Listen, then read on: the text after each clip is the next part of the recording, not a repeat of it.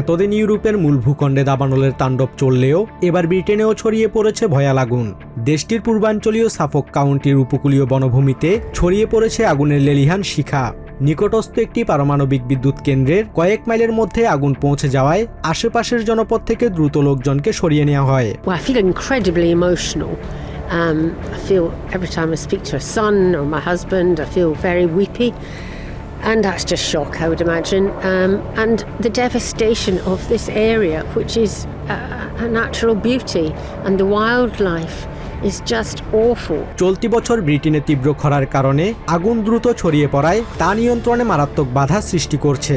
অন্যদিকে ব্রিটেনের পাশাপাশি ইউভুক্ত দেশগুলোতে দাবানল সংকট চরমে পৌঁছেছে।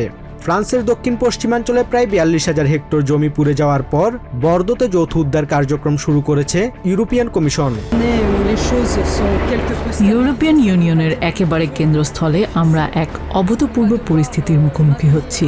আমাদের চুক্তিতে যে সংহতির কথা বলা হয়েছে তা এখন আমরা বাস্তবায়নের মাধ্যমে প্রমাণ করছি। পরিস্থিতি কিছুটা স্থির হলেও আগুন এখনও নিয়ন্ত্রণে আসেনি। ইংল্যান্ডের পাশাপাশি স্পেন, গ্রিস ও তুর্কিয়েতেও একের পর এক এলাকা নতুন করে দাবানলে পুড়ছে। উদ্ধার কাজ চালাতে গিয়ে গ্রিসে প্রাণ হারিয়েছেন ৩ জন ফায়ার ফাইটার। তীব্র খরা ও দমকা বাতাসের পূর্বাভাস থাকায় আগামী দিনগুলোতে ব্রিটেন সহ পুরো ইউরোপ জুড়ে দাবানল আরও ভয়াবহ রূপ নেয়ার তীব্র আশঙ্কা দেখা দিয়েছে। Basudebnath, TVN24 news desk.